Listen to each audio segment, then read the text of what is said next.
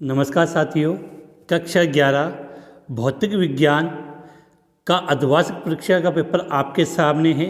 इसी प्रकार का हाफ ईयरली एग्जाम का पेपर आपकी एग्जाम में आएगा, तो इस पेपर की सहायता से आप आइडिया लगा पाओगे कि एग्जाम में किस प्रकार से क्वेश्चन पूछे जाते हैं। तो पेपर को हल करते हैं उससे पहले जो स्टूडेंट फर्स्ट बार इस एम के बूस्ट यूट्यूब चैनल पे आए हैं वो चैनल को लाइक शेयर और सब्सक्राइब करना ना भूलें, जिससे आने वाले दिनों में आपको क्लास 11th और 12th से संबंधित सभी महत्वपूर्ण नोटिफिकेशन है वो सबसे पहले प्राप्त हो सके। तो क्लास को स्टार्ट करते हैं। क्वेश्चन नंबर 1 आपकी स्क्रीन के सामने। अगर इनमें से इन क्वेश्चनों के आंसर अगर आपको आते हैं तो आप कमेंट्स में बता सकते हैं। क्वेश्चन नंबर 1, सबसे क्षीण मूल बल है गुरुत्वीय बल, विद्युत चुंबकीय बल, प्रबल नाभिकीय बल या क्षीण नाभिकीय बल। तो इसका राइट आंसर होता है गुरुत्वीय बल। सबसे दुर्बल बल की बात करें तो कौन सा बल होता है? आपका गुरुत्वीय बल होता है।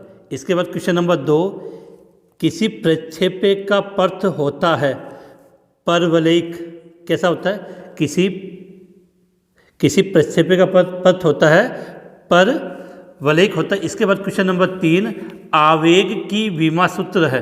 क्या लिखा हमने? आवेग का विमीय सूत्र है। तो आवेग का विमीय सूत्र क्या होता है? m1 l1 t-1। अब देख लो कौन सा है, तो इसके अकॉर्डिंग आपका राइट आंसर हो जाएगा क्या? सर। इसके बाद हम चलते हैं नेक्स्ट क्वेश्चन की तरफ। क्वेश्चन नंबर 4, कि किसी वस्तु का विस्थापन समय के वर्ग के अनुक्रमानुपाती होता है तो वस्तु की गति होती है एक समान त्वरण से, असमान त्वरण से, एक समान वेग से, असमान त्वरण परंतु एक समान चाल से। तो इसका जो राइट आंसर है वो हो जाएगा एक समान त्वरण से। ठीक है। क्वेश्चन नंबर 5, चंद्रमा पर पलायन वेग कितना होता है? तो देखो पृथ्वी का पलायन वेग कितना होता है? 11.2 किलोमीटर होता है। लेकिन क्वेश्चन में आपको किसका पूछा है? चंद्रमा का। काफ़ी इजी क्वेश्चन है। इसका आंसर आप कमेंट्स में बता सकते हो। तो मेरे आंसर देने से पहले आप इसका आंसर बताइए कमेंट्स में कि चंद्रमा पर पलायन वेग का मान क्या होता है। पलायन वेग का मान का मतलब होता है वह वेग जिससे अगर वस्तु को फेंक दिया जाए तो वापस उस वायुमंडल में नहीं आती है। तो चंद्रमा के लिए इसका मान होता है 2.4 किलोमीटर प्रति सेकेंड। इसके बाद चलते हैं हम नेक्स्ट क्वेश्चन की तरफ। राशि के व्यक्तिगत एवं वास्तविक मान के बीच के अंतर के परिमाण को मापन की क्या कहते हैं? तो आप सभी जानते हो क्या कहते हैं इसको? हम त्रुटि कहते हैं। क्या कहते हैं? त्रुटि कहा जाता है। इसके बाद अगला क्वेश्चन काफ़ी इजी है। 1 किलोवाट घंटा में क्या पूछा? जूल होते हैं। तो 1 किलोवाट घंटे में कितने जूल होते हैं? तो 3.6 × 10⁶ जूल होता है। 1 किलोवाट घंटे को ही हम क्या बोलते हैं? यूनिट कहते हैं, जो बिजली की व्यापारिक इकाई है। तो 1 किलोवाट घंटा मतलब जिसको आप यूनिट कहते हैं वो कितने जूल के बराबर होती है? 3.6 × 10⁶ जूल। अगला, यदि दोनों पिंडों के आरंभिक तथा अंतिम वेग एक ही सरल रेखा के अनुदिश कार्य करते हैं, यदि दोनों पिंडों के प्रारंभिक तथा अंतिम वेग एक ही सरल रेखा के अनुदिश कार्य करते हैं तो ऐसे संघट को क्या कहते हैं? तो इसे ऐसे संघट को क्या कहते हैं? हम एक विमीय प्रत्यास्थ टक्कर। इसको हम क्या कहते हैं? एक विमीय प्रत्यास्थ टक्कर कही जाती है। तो उम्मीद है आपको इन क्वेश्चनों के आंसर आ रहे होंगे और एक बार अगर आपने इस क्लास के अंदर भी देख लिया होगा तो आपको इजीली याद हो गए होंगे। इसके बाद हम बात करते हैं 9वें क्वेश्चन की तरफ, जो अति लघुरात्मक प्रश्न है। अभी तक अगर आपने चैनल को लाइक शेयर और सब्सक्राइब नहीं किया तो ज़रूर कर दें। इसके बाद नेक्स्ट क्वेश्चन, आइंस्टीन का द्रव्यमान ऊर्जा संबंध लिखिए। तो आप सभी जानते हो कि आइंस्टीन का द्रव्यमान ऊर्जा संबंध क्या होता है? E = mc²। क्या होता है? E = mc²। अभी वो नेक्स्ट क्वेश्चन पूछा है, 1 एम्पियर को परिभाषित कीजिए। आप सभी जानते हो कि जो विद्युत धारा होती है, विद्युत धारा का मात्रक क्या होता है?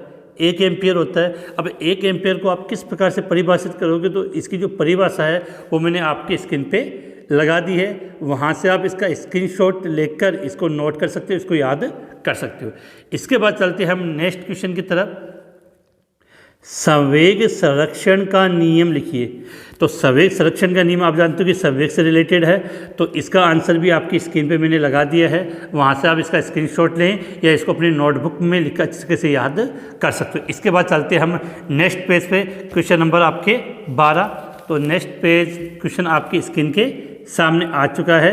अगला क्वेश्चन क्या है, सदिश संयोजन के समांतर चतुर्भुज, सदिश संयोजन के समांतर चतुर्भुज नियम को परिभाषित कीजिए। तो इसकी परिभाषा थोड़ी सी बड़ी है, तो वो मैंने आपकी स्क्रीन पे लगा दी है, जिससे आपको कोई परेशानी ना हो।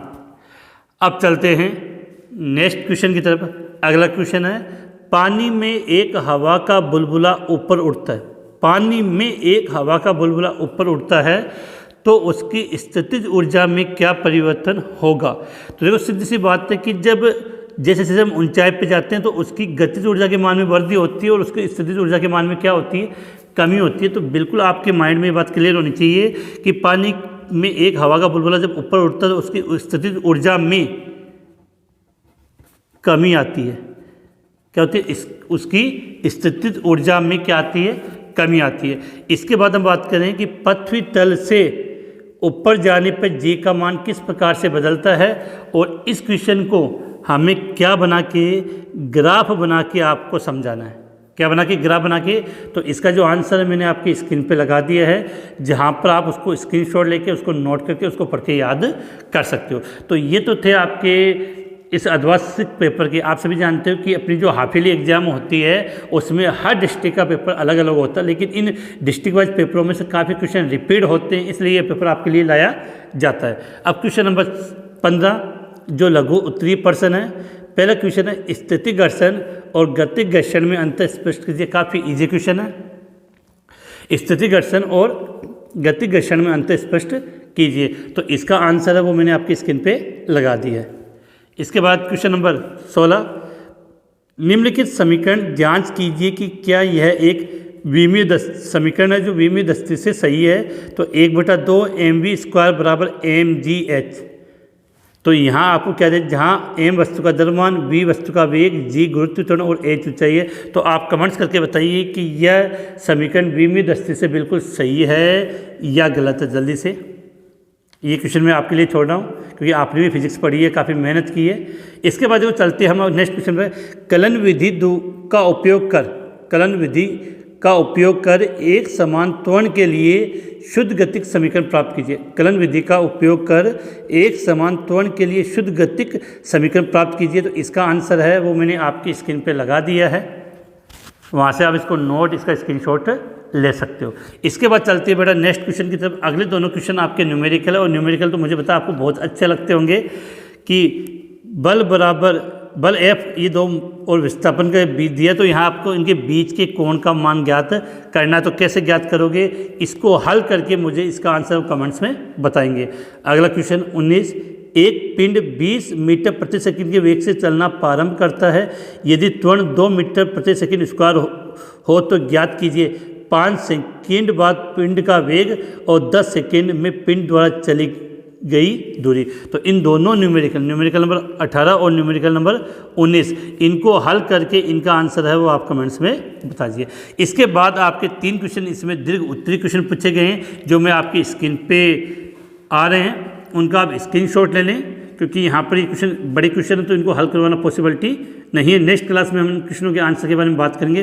तो क्वेश्चन नंबर 20, एक व्यक्ति का सहित द्रव्यमान 70 kg है, वह एक गतिमान लिफ्ट में तुला पर खड़ा है। तो ये क्वेश्चन आपसे पूछ लिया गया, ये इसके अपोजिट आपको वर्ती गति से संबंधित क्वेश्चन दे दिया। अगला है केपलर की घरेय नीति के नियम, केपलर के द्वितीय नियम का गुरुत्वाकर्षण नियम का सत्यापन कीजिए या न्यूटन का गुरुत्वाकर्षण नियम के लिए लिखिए। इसका सार्वत्रिक गुरुत्वाकर्षण नियतांक जो जी होता है उसकी परिभाषा मात्रक भी में लिखिए। ये काफ़ी ईजी है और इसको आप इजीली कर सकते हो। इसके बाद क्वेश्चन नंबर 22 जो इस पेपर का लास्ट क्वेश्चन है, प्रक्षेपी की गति को परिभाषित करते हुए उसके उड़न काल, प्रक्षेपी की अधिकतम ऊंचाई, प्रक्षेपी क्षैतिज परास हेतुभंजक प्राप्त कीजिए। यह सदिशों के संयोजन के लिए त्रिभुज नियम क्या है, इस नियम का उपयोग करके परिणामी के परिणाम व दिशा के लिए सूत्र विस्थापित कीजिए। तो उम्मीद है आपको ये फिजिक्स का पेपर अच्छा लगा होगा। कमेंट्स करके बताइए अगर यही पेपर आपके एग्जाम में आता तो आप इसमें अधिकतम कितने अंक आपके आ सकते हैं। इसी के साथ हम ये क्लास आज की यही समाप्त करते हैं। फिर मिलेंगे नेक्स्ट पेपर के साथ। जय हिंद, जय भारत।